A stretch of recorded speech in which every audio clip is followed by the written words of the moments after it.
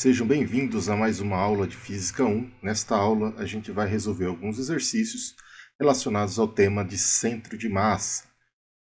Todos os exercícios aqui resolvidos, eles vão estar capitulados, eles vão estar mostrados aí na tela o tempo de cada uma dessas questões que a gente vai resolver aqui hoje. Então, se você quiser ter um pouquinho mais de dinamismo aí ao seu estudo, você pode direcionar já para o tempo que está mostrado aí na tela, para o exercício que você quiser rever, tá bom? Então, vamos direto aí para a resolução dos nossos exercícios do tema de hoje. Primeira questão, temos uma molécula de água, consiste em um átomo de oxigênio e dois átomos de hidrogênio. O oxigênio tem uma massa de 16 unidades de massa unificada, U, e o hidrogênio uma massa de 1U. Cada átomo de hidrogênio está a uma distância média de 96 picômetros do átomo de oxigênio. Estão separados um do outro de um ângulo de 104,5 graus. Determine o centro de massa de uma molécula de água. Então temos aqui a figura da nossa molécula de água, um oxigênio e dois hidrogênios. Obviamente, esses átomos aí não estão alinhados em uma única linha. Então eu tenho aqui um ângulo entre um hidrogênio e o outro, que ele apresenta aí 104,5 graus. E, obviamente, a distância ali do meu átomo de oxigênio até o meu átomo de hidrogênio, eu tenho essa distância aqui de 96 picômetros, que está, obviamente, na diagonal. Nesse caso, então, a gente precisa fazer uma análise aqui para determinar o centro de massa dessa molécula, considerando, então, que ela está ao longo de um plano e decompondo, então, em função das suas componentes. Nesse caso, então, a localização do centro de massa é definida por suas coordenadas do centro de massa ao longo do eixo x e o centro de massa ao longo do eixo y. Eu posso escrever, então, aí uma equação para cada centro de massa em cada eixo separadamente, como a gente já vinha fazendo em outras situações. A gente separa as componentes ali do nosso vetor posição. Nesse caso, então, eu tenho aqui que a massa total da minha molécula vezes a posição do centro de massa ao longo do eixo x vai ser a somatória de todas as massas vezes a posição de cada massa, ou seja, de cada átomo que eu tiver composto nessa molécula, isso para o eixo x. Analogamente, eu vou ter a mesma situação aqui para o eixo y. A massa total da minha molécula vezes a posição do centro de massa ao longo do eixo y, que vai ser igual à somatória de todas as massas de todos os átomos vezes a posição de cada átomo. Entendo então essa relação. Se eu quero encontrar o centro de massa, basta então dividir aqui tudo pela massa total, a mesma coisa aqui para o y, e assim então a gente tem a equação, as duas equações, né, que vai permitir encontrar as componentes do meu vetor posição ali do centro de massa para essa molécula de água. Nesse caso, então, eu preciso saber, obviamente, ali as posições, né, xi e y1, respectiva, então, a cada átomo. Então, eu vou encontrar, então, as coordenadas aí de cada átomo, começando com o átomo de oxigênio, que é o mais simples. O átomo de oxigênio ele vai estar no centro ali do nosso sistema de referência XY. Então, as coordenadas dele, x do oxigênio e y do oxigênio, vai ser igual a 0. Então, posição 0, 0. E eu tenho, então, agora que encontrar as coordenadas para os átomos de hidrogênio que eu tenho em cada uma dessas situações. Bem, voltando aqui na minha figura, eu vou observar, então, que eu tenho aqui um hidrogênio 1 que está acima do eixo x e o hidrogênio 2 que está abaixo do eixo x. E, como eu disse, eles estão na diagonal, então esse meu vetor posição que eu tenho aqui de 96 picômetros, eu vou projetar ele aqui ao longo do meu eixo y e depois ao longo do meu eixo x. Dessa forma, eu vou ter então que ao longo do eixo x, a posição do hidrogênio 1 vai ser igual ao do hidrogênio 2. E nesse caso, para calcular então essa posição aqui, eu tenho que levar em consideração justamente o ângulo que esse átomo faz com o meu eixo x. Como eu tenho um ângulo total entre os dois hidrogênios de 104,5, metade desse ângulo, ou seja, metade em relação ao eixo X, vai ser 52,2 graus. E é esse ângulo que eu vou utilizar então para achar as componentes ao longo do eixo X. Nesse caso, então, eu vou ter que, para o eixo X, que vão ser idênticas para o hidrogênio 1 e o hidrogênio 2, eu vou ter uma distância de 96 picômetros vezes cosseno de 52,2 graus, o que vai ser igual então a 59 picômetros. Então essa vai ser então a componente que eu tenho ao longo do eixo X. A mesma coisa agora para Y, só que nesse caso agora para Y eu vou ter que para o hidrogênio 1 ele vai estar deslocado para cima, né? Ou seja, acima do eixo X. Então nesse caso vou ter 96 picômetro positivo vezes seno de 52,2 graus, o que vai dar 76 picômetros ao longo do eixo X positivo. E para o hidrogênio 2, como ele está posicionado abaixo do eixo X, portanto ele vai ter ali uma representação daqueles 96 picômetros negativo, então vai ser menos 96 picômetros vezes seno de 52,2 graus, o que vai dar então menos 76 picômetros, ou seja, eu vou ter ali a minha componente desse átomo apontando ali para baixo, negativo. Uma vez então descoberta aí todas as posições, né, de cada um dos átomos que compõem a minha molécula, eu posso então escrever explicitamente as coordenadas do centro de massa para X e para Y. Primeiramente para X, então XCm vai ser a massa do hidrogênio 1 vezes a posição do hidrogênio 1 mais a massa do hidrogênio 2 vezes a posição do hidrogênio 2 mais a massa do oxigênio vezes a posição do meu oxigênio, tudo isso dividido pela massa total da minha molécula, que representa a massa do hidrogênio 1 mais a massa do hidrogênio 2 mais a massa do oxigênio. Para o caso da coordenada do centro de massa ao longo de Y, ele vai ser a mesma coisa. A única coisa que eu vou trocar aqui o que era X, vou trocar aqui Y do hidrogênio 1, né? A mesma coisa que Y do hidrogênio 2 e Y do oxigênio. Eu vou fazer então o cálculo disso daqui substituindo os nossos valores. Então vou substituir aqui os valores na equação para o centro de massa ao longo de X e de Y. Primeiro, em X, eu vou ter a massa do hidrogênio 1, que é uma unidade, a posição que ele ocupa ao longo do eixo X, que é 59 picômetros, mais uma unidade do hidrogênio 2, a posição dele em X, que é 59 picômetros, a massa do oxigênio, que é 16, e, obviamente, a posição que ele está, como ele está na origem, então ele está com 0. Tudo isso dividido pela massa total, que vai ser, nesse caso aqui, 18 unidades atômicas, ou seja, a posição do centro de massa ao longo de X vai ser de 6,6 picômetros ao realizar esta conta. Da mesma forma, eu vou substituir aqui os valores agora, levando em consideração a posição ao longo do eixo Y. Então, uma unidade para o átomo 1, do hidrogênio 1, vezes 76 picômetros, mais uma unidade do hidrogênio 2, mais a posição de menos 76 picômetros, mais o oxigênio, que tem uma unidade de 16 unidades atômicas, mais a posição que ele está ao longo do eixo Y, que é justamente no centro aí do nosso sua referência, 0. Portanto, eu tenho aqui 0 nesse termo, esse termo é igual a esse, só que negativo, portanto vai estar 0 aqui, ou seja, ao longo do eixo Y, eu vou ter que o meu centro de massa vai estar na posição 0. Tá? Dessa forma, eu vou escrever agora vetorialmente o meu centro de massa. Então, esse centro de massa vai ser um vetor R centro de massa para essa molécula de água. Então, eu vou ter aqui que o centro de que o vetor centro de massa vai ter a coordenada x centro de massa na direção y mais a coordenada y centro de massa na direção j. Eu vou ter então aqui ao longo do eixo x 6,6 picômetros na direção y e na direção y eu vou ter 0 na direção j.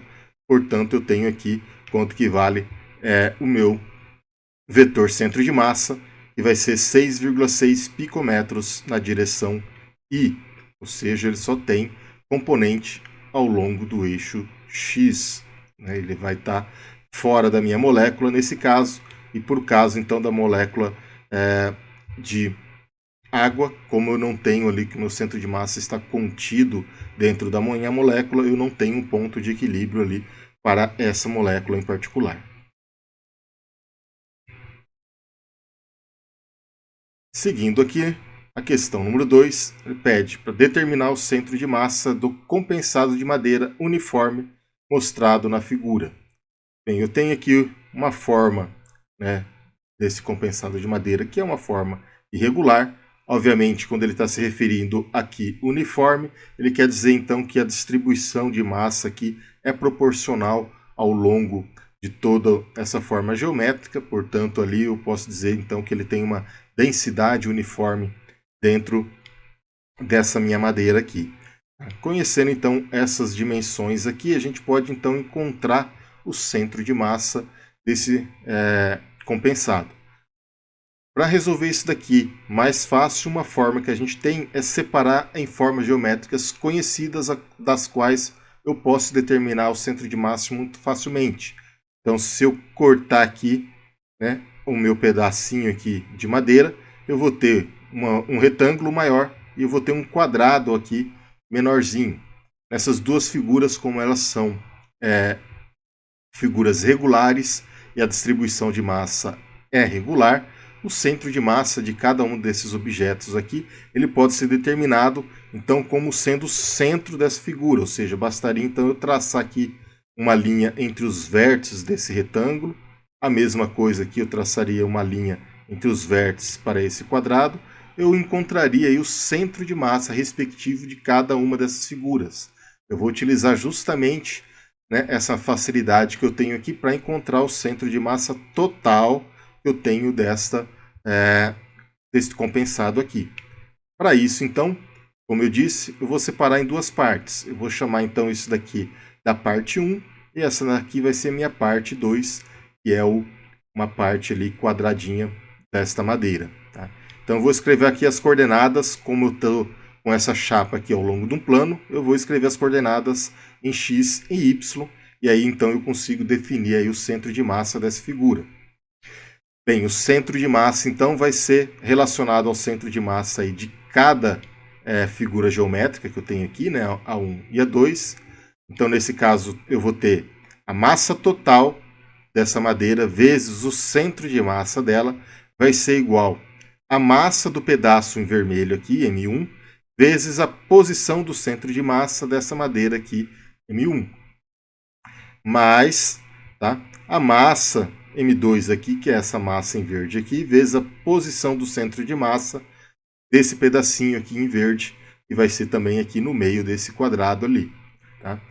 Para o eixo Y, vai ser a mesma coisa, a massa total vezes o centro de massa ao longo de Y, M1, o centro de massa Y1 da figura em vermelho, mais M2, o centro de massa M2, que vai ser da figura em verde. Nesse caso, então, agora eu posso relacionar então esse sistema ali da seguinte forma. Uma vez que ele não deu para a gente qual que é a massa desses pedaços de madeira, mas ele falou que ele tem que é uma forma uniforme, então eu suponho que a minha massa ela vai ter uma proporcionalidade com a área, tá? Ou seja, eu tenho uma relação ali direta entre massa e área. Então, nesse caso, eu vou substituir a minha área, a minha massa, né, pela área. Dessa forma, eu vou dividir ambas as equações pela massa total delas e eu vou trocar então as relações de massa por relação de área. Nesse caso, então, eu tenho aí ainda uma proporção de massa em relação ao meu centro ao centro de massa que eu quero calcular.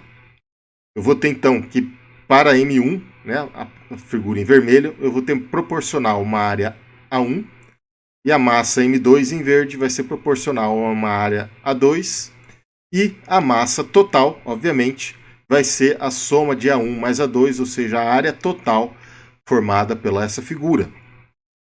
Trocando então esta minha relação, eu chego que o centro de massa em x vai ser a razão da área 1 dividido pela área total, vezes a centro de massa da figura 1, né, da figura em vermelho, mais a área 2 dividido pela área total, vezes a posição do centro de massa da figura em verde ao longo de x. A mesma coisa para y. Eu vou ter então que esse centro de massa em y vai ser A1 sobre a área total, vezes y1 centro de massa, mais a área 2 sobre a área total, vezes y2 do centro de massa. Tá? Então, eu estou trocando aí justamente essa relação de massa por área, porque eu tenho uma equivalência aí direta proporcional de área e massa, tá bom? Então, dessa forma, eu não estou mudando nada matematicamente aqui. O meu problema, eu estou mantendo ainda essa mesma razão. Desta forma, então, eu vou calcular agora as áreas, justamente para fazer o cálculo final ali dos centros de massa. Então, calculando a área A1 em vermelho, eu vou ter então a distância que eu tenho aqui na horizontal dela, que é 0,8, na vertical é 0,4, multiplicando então os lados ali desse retângulo, eu vou chegar então a 0,32 metro quadrado de área. A mesma coisa para a área 2, eu tenho um quadradinho, esse quadrado então ele mede 0,2 por 0,2, multiplicando um pelo outro, eu vou ter então uma área de 0,04 metros quadrados. A área total do meu compensado de madeira vai ser então a soma dessas duas áreas, A1 mais A2, portanto eu vou ter uma área aqui de 0,36 metros quadrados, que seria a área total do meu compensado. Obtido então essas áreas, eu preciso agora encontrar as coordenadas do centro de massa de cada figura. Então, voltando aqui para a nossa figura, para encontrar o centro de massa da figura 1, como é uma figura regular, ela vai ter o centro de massa exatamente no centro desse retângulo. Portanto, o centro desse retângulo ao longo de x, ele vai ser 0,4 a posição, e ao longo de y, ele vai ser 0,2 aqui de altura. Então, para o meu primeiro quadrado, né, x1, centro de massa, vai ser 0,4, y1 do centro de massa vai ser 0,2 metros. Já para o meu quadrado em verde, retornando aqui na nossa figura, eu vou ter então que o centro de massa dele ao longo de x vai estar aqui no meio desse quadrado, portanto, nessa posição. Como eu tenho aqui que o comprimento total é 0,8 e esse quadrado ele tem 0,2, portanto, metade dele seria 0,1 desse total. Como eu vou subtrair aqui de 0,8, essa posição então vai ser 0,7 aqui. Tá? Então, 0,7 em x. A mesma coisa agora para y. Eu tenho um comprimento total aqui de 0,6, né, que seria 0,2 mais 0,4, mas ele vai estar aqui em metade dessa posição, portanto, eu vou descontar aqui 0,1 desse comprimento quadrado, e nessa altura aqui vai ser 0,4 mais o 0,1 que eu tenho aqui para chegar na metade, portanto, ele vai estar em 0,5 em y. E aí, então, eu consigo descrever essas componentes do centro de massa do quadrado verde, ou seja, 0,7 metros em x e 0,5 metros em y. Bem, eu conheço as áreas, conheço agora as coordenadas do centro de massa de cada figura. Eu vou substituir então para encontrar o centro de massa em x e em y. E dessa forma, eu vou ter centro de massa em x 0,32 dividido por 0,36, que é a área total, vezes a posição, que é 0,4 aqui, mais 0,4 dividido por 0,36 vezes 0,7, que é essa posição em x aqui do quadrado em verde. E vai dar então o centro de massa em x valendo 0,433 metros. A mesma coisa aqui para o centro de massa ao longo de y. Então eu vou pegar aqui a área 1, que é 0,32, dividido pela área total, 0,36, vezes a posição em Y do centro de massa da primeira figura, que é 0,2, mais a área 2, 0,04, dividido por 0,36, vezes 0,5, que é o centro de massa Y2 aqui. Nesse caso, eu tenho que o meu centro de massa vai valer 0,233 metros. Então, essas daqui são as coordenadas do centro de massa da minha madeira, né? Que foi dada aqui nessa figura. Esse centro de massa ele vai estar localizado aqui na minha figura, um pouquinho depois aqui da metade desse 0,8 e um pouquinho acima desse 0,4 aqui. Portanto, ele vai estar uma posição mais ou menos aonde está apontando aqui o laser. Bem, esse ponto então ele parece ser condizente e como a gente viu na teoria lá, o centro de massa ele vai estar posicionado mais para o lado onde eu tiver maior massa na minha figura. E o ponto onde eu tenho maior massa, né, a região que eu tenho maior massa nesse meu compensado de madeira é justamente nesta região aqui, que é onde vai estar localizado aqui o meu centro de massa. Então, muito provavelmente, o valor encontrado por nós aqui nesse exercício, né, 0,433 e 0,233 são valores aí que se parece satisfazer o nosso problema. Questão número 3. Ele pede: encontre o centro de massa de uma barra maciça e uniforme, como a ilustrada abaixo. Então aqui a gente tem a nossa barrinha, ela está na origem aqui, e o comprimento dela total, x, é igual a L. Tá? Bem, o problema ainda dá algumas variáveis aí para a gente determinar esse centro de massa, né? Ele dá o nosso vetor R aqui, que vai ser o centro de massa, ele está apontando aqui ao longo do meu eixo x, e ele dá para a gente também uma relação aqui de massa que eu tenho para essa minha barra. Tá? Ou seja, eu vou relacionar aqui para calcular o centro de massa, a massa desse sistema aqui, né, como sendo um sistema massivo, né? Ou seja, eu tenho muitas partículas distribuídas aqui ao longo desse eixo x. Portanto, eu vou pegar um elemento de massa dm. Esse elemento de massa dm ele se relaciona com o comprimento dessa barra, ou seja, eu tenho que essa massa é distribuída uniformemente ao longo do comprimento dessa barra, portanto, eu posso descrever esse meu dm aqui em função de uma densidade linear de massa, e é justamente esse lambda aqui, tá? Ou seja, o lambda vai ser a razão de massa pelo comprimento, vezes dx, que é justamente ali o comprimento que eu tenho aqui ao longo da minha barra. Então, com isso, eu consigo definir aí quanto que vai ser, relacionando então esse dm com esse dx que eu tenho aqui. Bem, obviamente, por se tratar de uma barra, ela também tem ali distribuição de massa ao longo do eixo y e ao longo do eixo z aqui. No entanto, eu posso desprezar isso daí, uma vez que essa distribuição é uniforme e eu tenho que o meu comprimento L aqui, ele é muito maior do que qualquer comprimento que eu tenho ao longo do eixo y e ao longo do eixo z, né? O meu centro de massa mais significativo aqui para essa figura vai ser então distribuído ao longo do eixo x. Portanto, eu posso fazer um tratamento linear para resolver esse problema aqui do centro de massa da minha barra, o que facilita bastante a nossa vida.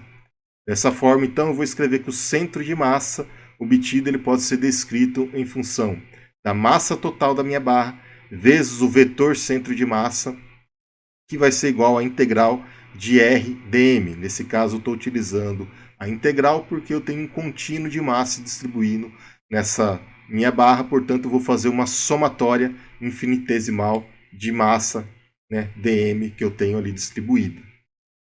Esse meu vetor R aqui, como a gente falou, ele vai estar contido somente ao longo do eixo x, ou pelo menos a parte significativa dele.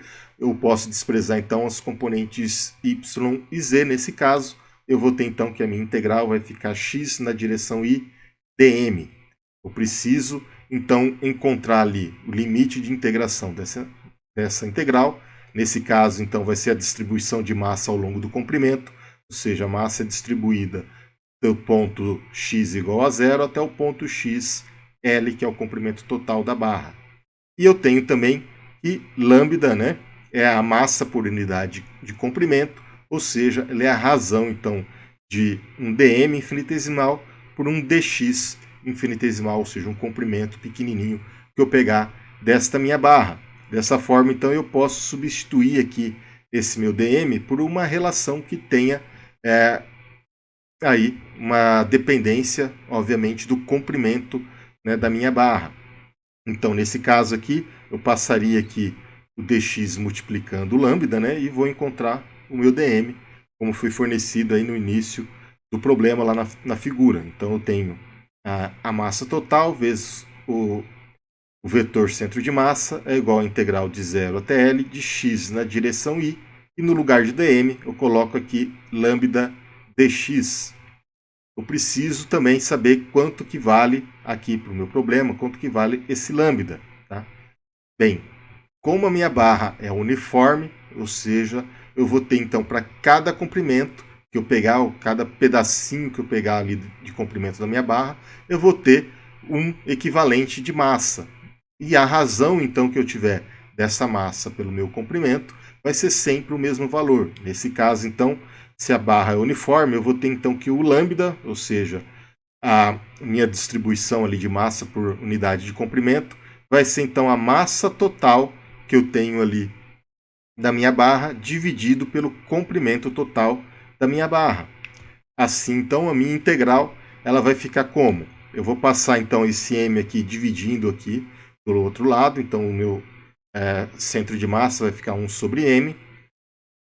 O meu versor i, ele não depende de nada, eu vou tirar ele fora da integral aqui, eu fico com a integral de 0 até L, de x, que multiplica meu lambda, que nesse caso é a massa total dividido pelo comprimento total da barra, vezes dx, e nesse caso, então, como m e L não dependem de x, eu posso então tirar ele fora aqui da minha integral, e vou ter a integral de x dx, que nesse caso vai ser x² sobre 2, no intervalo de 0 até L.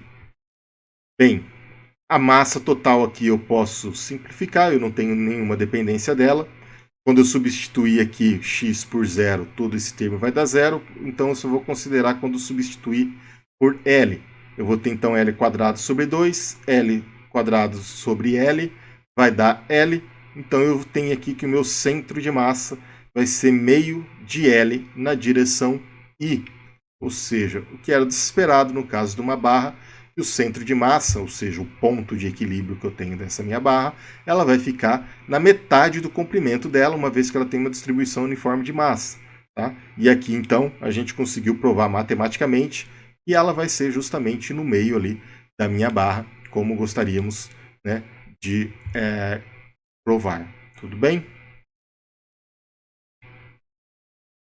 Seguindo aqui a nossa questão número 4, ele pede para calcular o centro de massa de um aro semicircular uniforme, como demonstrado abaixo. Então aqui a gente tem o nosso aro, a gente pode imaginar então como se fosse um anel, eu corto na metade ali do meu anel, na metade do raio dele, portanto o meu aro aqui ele vai ter um raio R, tá? E nesse caso eu quero então calcular o centro de massa somente aqui nessa bordinha que eu tenho aqui do meu aro.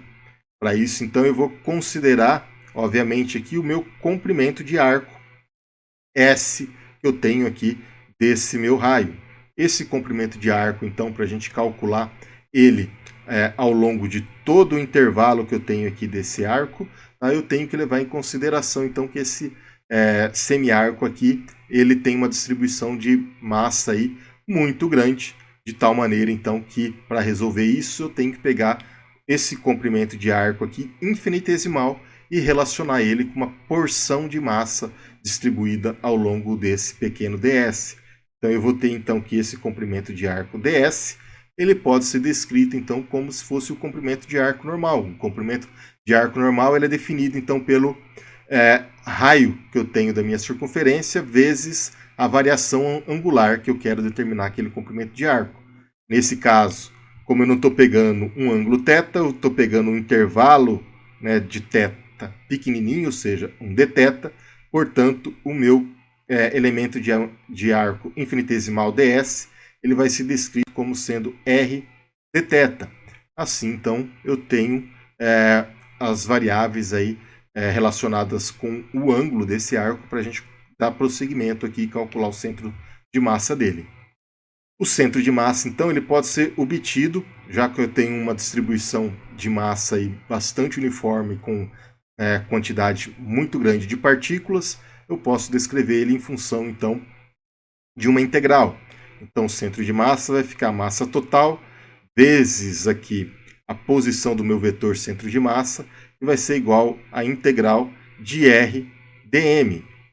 Nesse caso, então, eu tenho que esse meu dm aqui vai ser um elemento de massa infinitesimal proporcional ao meu comprimento de arco ds, e o meu vetor r aqui da posição, na verdade, ele vai estar distribuído ao longo de um plano, que é aquele semicírculo lá do meu anel. Portanto, esse r aqui ele vai ter componentes x na direção y mais y na direção j, tudo isso multiplicado por meu elemento de massa dm aqui. Então é essa relação matemática aqui que eu tenho que resolver para encontrar esse centro de massa aqui. Eu preciso saber, obviamente, quais são as posições, né, da projeção desse vetor r aqui ao longo de x e y. Eu posso fazer isso utilizando a relação de coordenadas polares. Nesse caso, então, para x, eu vou ter então o raio da minha circunferência vezes cosseno de θ, e para y eu vou ter o raio da minha circunferência vezes seno de θ.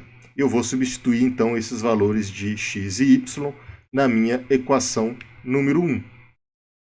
Antes disso, eu preciso também saber quanto que vale aquele meu elemento de massa dm. Tá? O elemento de massa dm, então, ele fica relacionado, obviamente, com o comprimento de arco que eu estou calculando. O meu comprimento de arco, ele tem uma dependência, obviamente, desse dθ que eu estou pegando ali para calcular ele. Então, inicialmente, eu vou ter que dm, ele vai ser escrito como lambda ds, onde lambda, nesse caso, de novo, ele vai ser uma relação ali, né, da distribuição de massa em função do comprimento, né, do meu arco. Ao invés daqui de ter um comprimento linear, eu vou ter um comprimento agora de arco, nesse caso, então, em função de ds.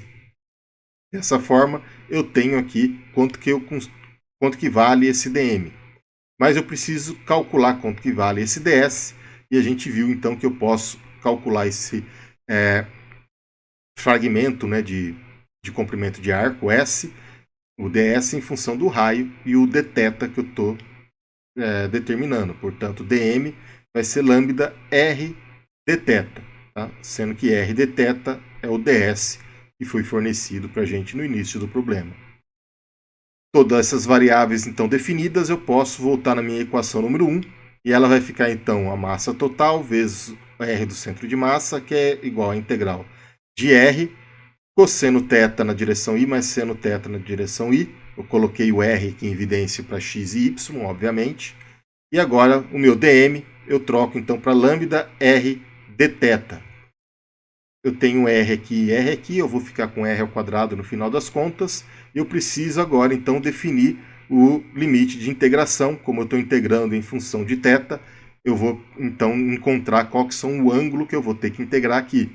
Bem, como eu estou tratando aqui de um semicírculo, né, ou seja, uma metade ali do meu anel, metade, então, desse anel, ele vai do ângulo θ igual a 0 até um ângulo igual a θ igual a π. Então, essa vai ser a variação que eu vou ter para calcular o meu centro de massa. Dessa forma, então, eu vou passar a minha massa que eu tinha aqui dividindo, né? Vai ficar 1 sobre m, a integral de 0 até π, meu r quadrado, como eu falei anteriormente. O ângulo, né? Então, cosseno de θ na direção i mais seno θ na direção j, vezes lambda dθ. Eu tenho aqui r quadrado e lambda, eles não dependem de θ, eu posso tirar fora da minha integral, então vai ficar r quadrado lambda sobre m, a integral de 0 a π de cosseno θ na direção i, seno de θ na direção j, dθ. Tendo então as minhas variáveis agora, eu posso calcular então agora quanto que vai ser esse meu centro de massa. Bem, antes disso, eu preciso também saber quanto que vale aqui o meu lambda. Tá? O meu lambda, então, ele vai ser definido em função da massa pelo comprimento de arco. Nesse caso, lambda vai ser a massa total desse anel, né, desse semicírculo, né, dividido pelo meu comprimento de arco. Nesse caso, o comprimento de arco de uma circunferência vai ser o ângulo total vezes o raio, ou seja, o ângulo total dela 180, ou π, né? Então, π vezes r. E aí, então, eu sei quanto que vale o meu lambda. Se eu substituir ele aqui, né, eu vou cancelar r quadrado com r aqui, m com m aqui, portanto, vai ficar rm. E a integral de 0 até π de cosseno θ de θ, mais j, a integral de 0 até π de seno de θ e dθ. Eu tenho então duas integrais ali para resolver. São duas integrais trigonométricas bem conhecidas, cosseno e seno, a gente sabe quanto que vale. Então, nesse caso, a integral de cosseno é seno. Então, vai ser i seno de π menos i seno de 0, que são os intervalos de integração, menos a integral de seno é cosseno, então vai ficar j cosseno de π, de 0 até π, né? Então, cosseno π menos j cosseno de 0, que eu tenho aqui nesse caso. Para essa situação, então, a gente vai verificar que para as componentes ao longo do eixo x, né, na direção y, eu vou ter então seno de π, que vai valer 0, aqui também vai valer 0, portanto, eu não tenho nenhuma relação aqui, eu só sobra então aqui cosseno de π, que é 1, cosseno de 0 também, que é 1 nesse caso aqui, portanto, eu vou ter aqui menos 1, com menos 1 eu vou ter menos 2, menos 1 que eu tinha aqui vai ser 2, multiplicando r sobre π, eu vou ficar então que o meu centro de massa ele vai estar posicionado em 2 vezes o raio, dividido por π na direção J, ou seja, o meu centro de massa ele vai estar contido ao longo do meu eixo X, um pouquinho para baixo ali da metade do meu raio, tudo bem? Nossa quinta questão. Um projétil lançado no ar ao nível do solo apresenta um alcance de 55 metros. No ponto mais alto de sua trajetória, ele explode, fragmentando-se em duas partes de massas idênticas. Imediatamente após a explosão, um dos seus fragmentos apresenta uma velocidade instantânea nula e cai em linha reta em direção ao solo, onde o outro fragmento cairá. Despreze a resistência do ar. Então, a gente tem a seguinte situação aqui: se um projeto fosse lançado, ele cairia aqui num alcance de 55 metros, mas como ele se fragmenta em duas partes ali, obviamente eu vou ter um dos fragmentos atingindo essa posição aqui, enquanto o outro ele continua nessa trajetória, caindo então um pouquinho mais distante, que é justamente essa distância que eu quero calcular.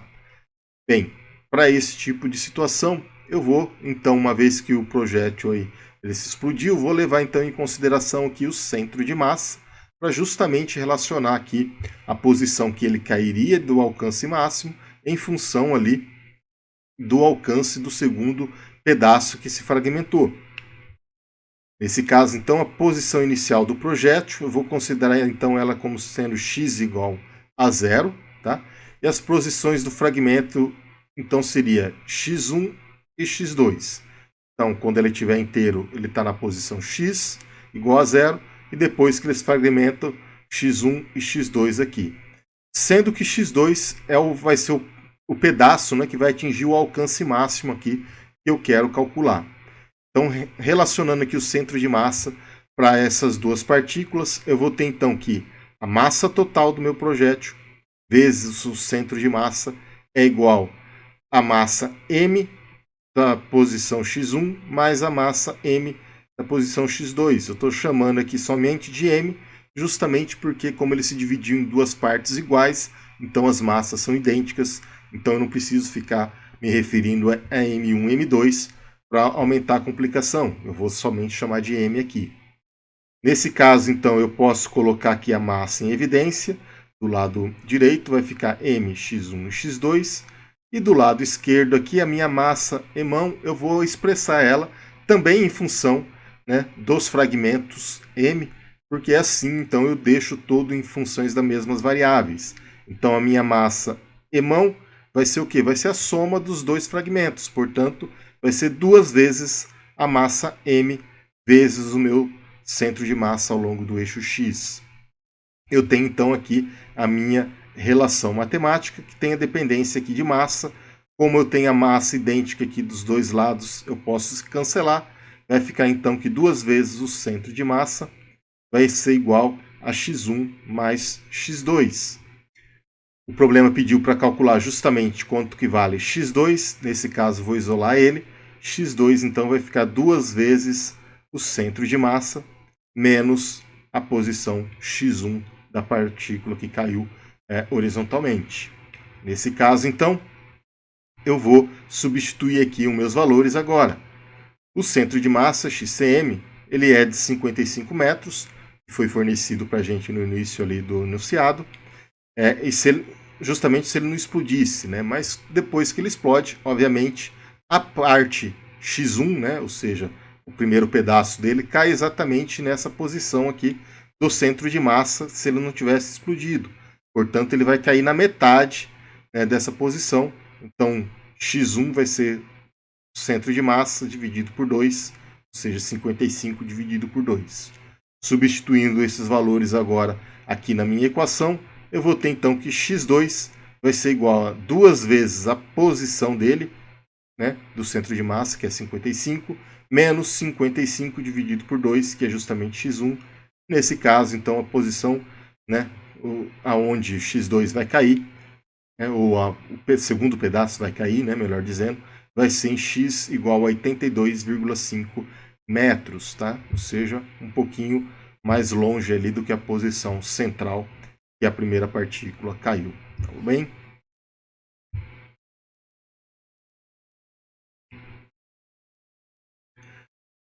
Nosso último problema dessa aula aqui, então eu tenho aqui Pedro, que possui uma massa aqui de 80 kg, e Davi, com massa de 120 kg, estão em uma canoa, massa de 60 kg, que flutua em um lago de águas tranquilas. Davi está remando posicionado no centro da canoa e Pedro está mais atrás, a 2 metros do centro. Davi fica cansado e para de remar. Pedro se oferece para substituí-lo e, após a canoa ficar em repouso, eles trocam de lugar. De quanto se desloca a canoa quando Pedro e Davi trocam de lugar? Despreze qualquer força horizontal exercida pela água.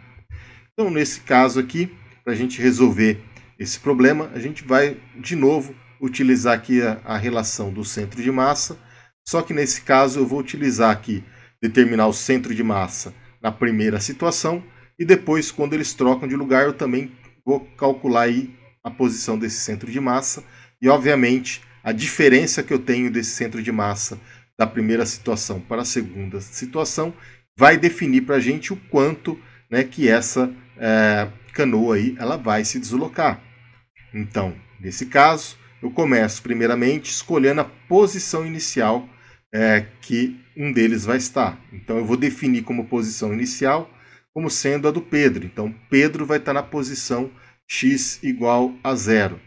Então, vou escrever agora o meu centro de massa para essa situação onde eu tenho Pedro na posição x igual a 0. Então, eu vou ter então, a massa total do meu sistema, onde essa massa total aqui vai ser a massa das duas pessoas, mais a massa da minha canoa, vezes x, centro de massa dessa canoa no início, tá? Vezes a massa do Pedro, vezes a posição inicial do Pedro, mais a massa do Davi, vezes a posição inicial do Davi, mais a massa da canoa, vezes a posição inicial desta canoa. Nesse caso, então, como eu tenho que Pedro vai estar na posição x igual a 0, portanto, x igual a 0 aqui vai ter, então, que ele vai estar 0 mais a massa de Davi, vezes a posição de Davi. Bem, como a Davi está a uma distância do Pedro ali, eu vou chamar essa distância de D, e eu vou colocar aqui D também como sendo essa distância. mais a massa da canoa vezes a posição da canoa inicialmente. Eu não consigo resolver esse problema aqui porque eu não consigo saber o centro de massa da canoa inicial e também não tenho o centro de massa do sistema, né, inicial. Também não tenho o centro de massa da canoa aqui, portanto eu não consigo resolver. Eu vou chamar isso daqui de equação número 1 e vou encontrar agora a equação do centro de massa no final, quando Pedro trocou de posição com Davi. Nesse caso, então, vou escrever esse centro de massa final. Eu vou ter, então, a massa total do meu sistema vezes a posição do centro de massa final, né, do meu sistema. Né? Nesse caso, canoa mais Pedro mais Davi. Eu vou ter, então, a massa do Pedro vezes a posição final do Pedro, mais a massa do Davi vezes a posição final do Davi, mais a massa da canoa vezes a posição final da canoa. Nesse caso, como Davi trocou de posição com Pedro, então Davi vai estar na posição final aqui, que vai ser a origem do sistema, igual a 0, e a posição do Pedro vai ser onde estava Davi, portanto ele vai estar numa distância D aqui. E agora então eu tenho aqui a minha equação número 2, que é a equação que exprime ali o centro de massa final desse sistema. Bem, para resolver esse caso aqui, que eu vou fazer vai ser nada mais, nada menos, então, do que subtrair uma equação da outra. Então, subtraindo a equação 2 da equação número 1, eu vou fazer justamente a diferença que eu tenho da posição final em relação à posição inicial. Então, eu tenho aqui a minha equação número 2, que é o centro de massa da posição final, e aqui o centro de massa da posição inicial. Fazendo a subtração membro a membro, tá? Então, do lado esquerdo vai ficar M, que multiplica x do centro de massa final menos x do centro de massa inicial. E aqui desse lado eu vou ter então D, que multiplica a massa de Pedro menos a massa de Davi, mais a massa da canoa, que multiplica a posição do centro de massa final da canoa menos a posição do centro de massa inicial da canoa. Tá? Bem, como eu tenho ali que o centro de massa da minha canoa aqui, final e inicial, ele vai ser o mesmo, ou seja, ela vai deslocar o mesmo tanto de um lado para o outro. Nesse caso, então, eu tenho que esse centro de massa aqui, a diferença deles vai ser igual a 0, o que sobra para a gente, então, somente a seguinte relação. A diferença do centro de massa do sistema final menos o centro de massa inicial do meu sistema vai ser igual a massa de Pedro menos a massa de Davi, vezes a distância que separa os dois, dividido pela massa total desse sistema. Portanto, eu vou ter então que a variação da posição total do meu sistema, veja bem, a variação total do sistema, não a variação da canoa. Isso daqui vai ser igual, então, a massa do Pedro, 80, menos a massa do Davi, que é 120, dividido pela massa total. Então, a massa do Davi mais a massa do Pedro mais a massa da canoa, multiplicado pela distância que separa os dois, ou seja, 2 metros. Isso vai dar, então, para a gente um valor de menos 0,308 metros, o que significa, então, que, na verdade, essa canoa ela retrocedeu da posição em relação à condição que ela estava se movimentando. Tá? E assim, então, a gente consegue aí calcular de quanto que foi essa variação experimentada aí pelo o sistema. Então é isso, pessoal. Eu vou ficando por aqui. A gente encerra, então, aí esses exercícios relacionados aí ao centro de massa. Eu espero aí que tenha ajudado vocês a compreender melhor ali como que a gente aplica isso aí na física. Vou ficando por aqui, agradeço a vocês aí a paciência de ter assistido a essa aula e vou deixar aqui no final desse vídeo sugestões aí de mais 2 aulas para vocês ir assistindo e acompanhando aí esse conteúdo de física aí ao longo do nosso curso. Até mais então, pessoal.